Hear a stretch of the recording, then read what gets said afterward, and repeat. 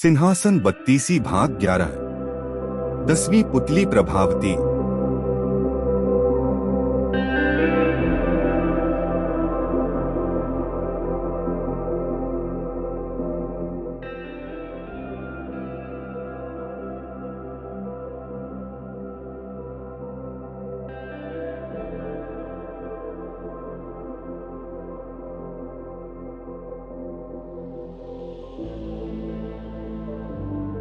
पिछले भाग में हमने देखा कि किस प्रकार नवी पुतली मधुमालती ने दिव्य बलिदानी विक्रमादित्य की कहानी सुनाकर राजा को सिंहासन पर बैठने नहीं दिया।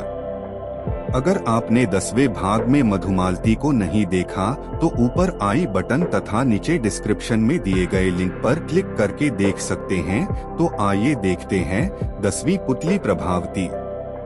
10वें दिन फिर राजा भोज उस दिव्य सिंहासन पर बैठने के लिए उद्यत हुए, लेकिन पिछले दिनों की तरह इस बार 10वीं पुतली प्रभावती जागृत हो गई और बोली, रुको राजन, क्या तुम स्वयं को विक्रमादित्य के समान समझने लगे हो?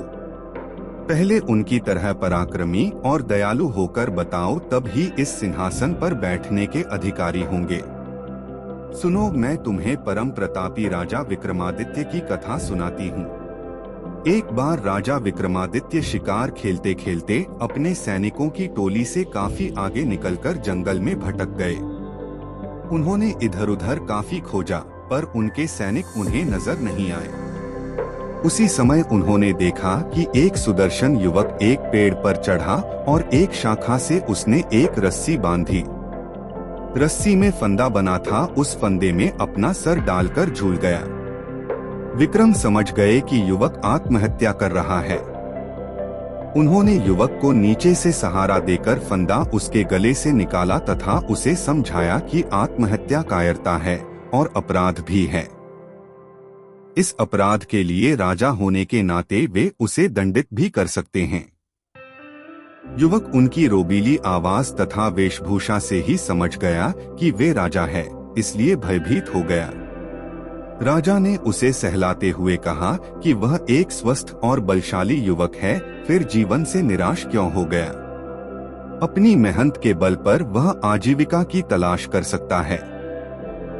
उस युवक ने उन्हें बताया कि उसकी निराशा का कारण जीविकोपार्जन नहीं है और वह विपन्नता से निराश होकर आत्महत्या का प्रयास नहीं कर रहा था।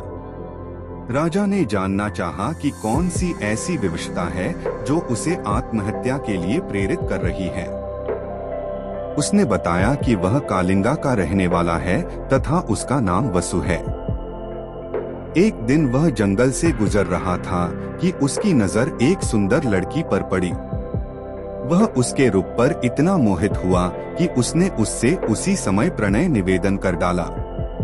उसके प्रस्ताव पर लड़की हंस पड़ी और उसने उसे बताया कि वह किसी से प्रेम नहीं कर सकती, क्योंकि उसके भाग्य में प्रेम करना नहीं लिखा है।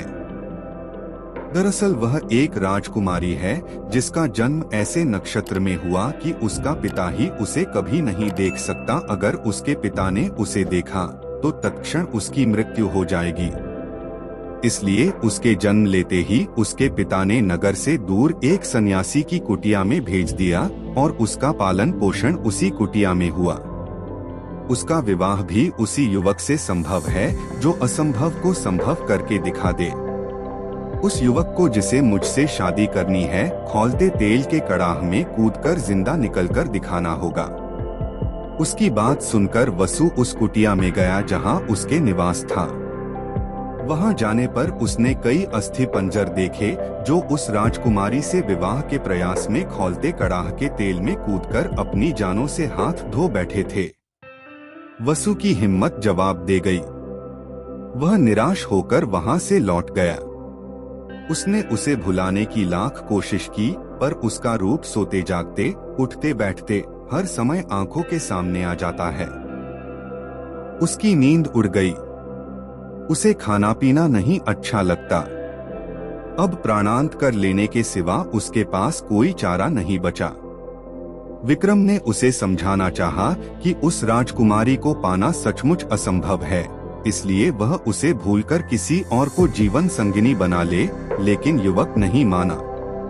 उसने कहा कि विक्रम ने उसे व्यर्थ ही बचाया। उन्होंने उसे मर जाने दिया होता तो अच्छा होता। विक्रम ने उससे कहा कि आत्महत्या पाप है और यह पाप अपने सामने वह नहीं होता देख सकते। उन्होंने उसे वचन दिया कि वे राजकुमारी से उसका विवाह कराने का हर संभव प्रयास करेंगे। फिर उन्होंने मां काली द्वारा प्रदत्त दोनों बेतालों का स्मरण किया।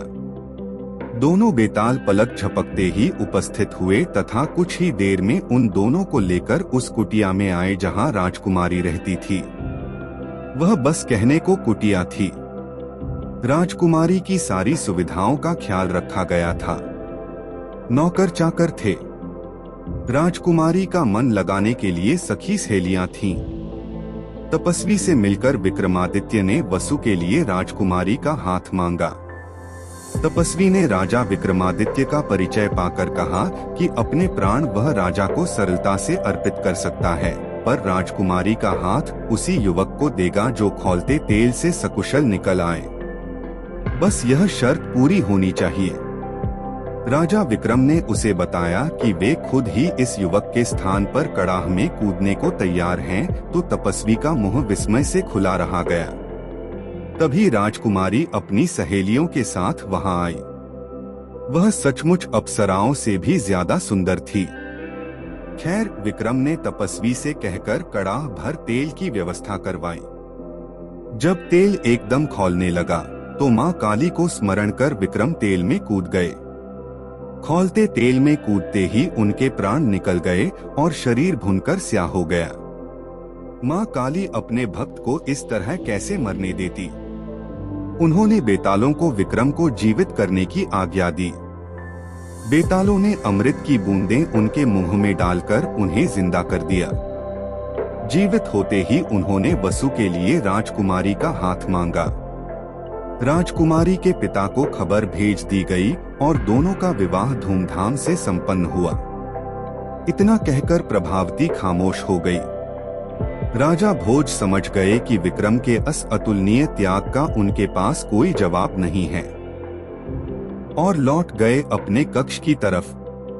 अगले दिन 11वीं पुतली त्रिलोचना ने रोका राजा को और सुनाई विक्रमादित्य की सुंदर व रोचक कथा, जिसे हम इसी चैनल की अगली वीडियो सिंहासन 32 भाग 12 में देखेंगे।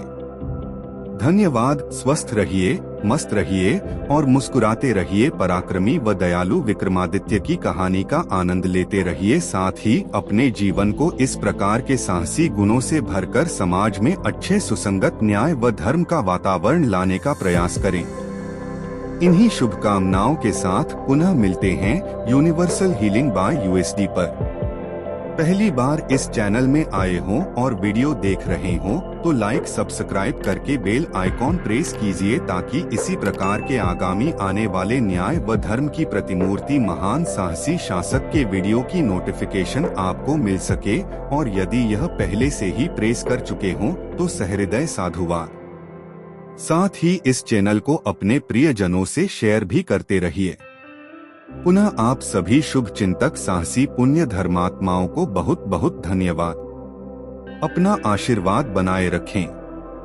और हाँ, वीडियो के इस भाग तक बने रहने के लिए विशेष आभार व अभिनंदन।